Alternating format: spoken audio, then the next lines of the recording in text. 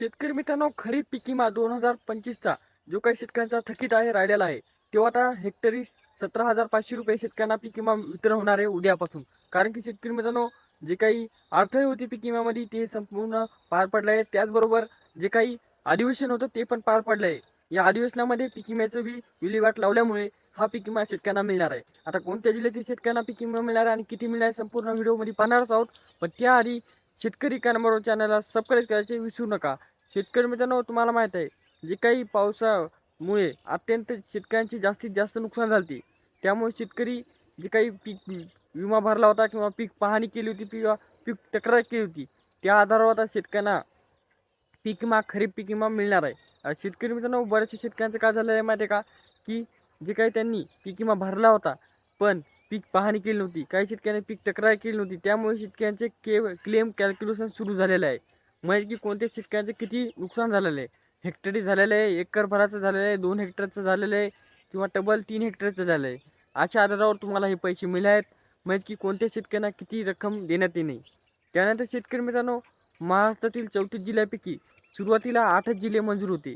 ते कोणते? तर परभणी असो, नांदेड असो, हिंगोली असो, छत्रपती संभाजीनगर असो, यवतमाळ असो, बुलढाणा असो, बीड असो, त्यानंतर आपलं अहिल्यानगर असो, अशा प्रकारे हे 8च जिल्हे मंजूर होते.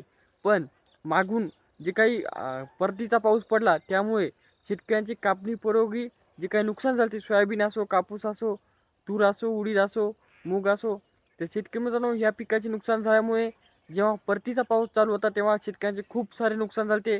पण त्यांना जी काही तक्रार होती केली होती, पीक विमा भरला होता, त्यामुळे शेतकरी अपात्र होत होते आणि महाराष्ट्रातील 34 जिल्ह्यातील संपूर्ण जिल्ह्यातील शेतकऱ्यांचे नुकसान झाले.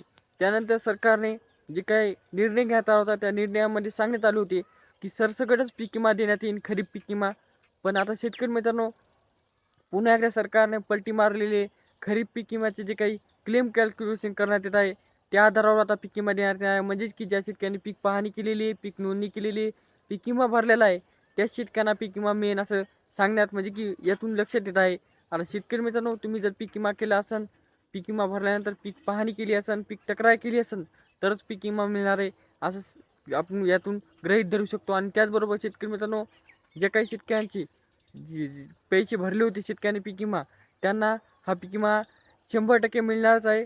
कारण की शेतकरी मित्रांनो, सरकारने सांगण्यात आलं आहे की पीक जे काही क्लेम कॅल्क्युलेशन आहे, म्हणजेच की तुम्ही पीक तक्रार केलेली आहे, हे कॅल्क्युलेशन केल्यानंतर तुमची किती हेक्टरची तक्रार आहे, त्यानंतर कोणतं पीक होतं त्यामध्ये, या आधारावर पैसे मिळणार आहेत. आता शेतकऱ्यांना कमीत कमी हेक्टरी 17,500 रुपये मिळणार आहेत, जे की तुमचे जे नेमके पीक वाहून गेले असतात किंवा पीक जमीनदोस्त झाले असतात याच्या आधारावर. जर तुमचे पीक अलग अलग कंडिशनमध्ये जर नुकसान झाले असेल तर त्याला अजून पैसे मिळणार आहेत. जर तुमचे फळ म्हणजे की नेमकेच पिकाला फुलं असताना नुकसान झालं असेल तर तुम्हाला पैसे कमी मिळणार आहेत.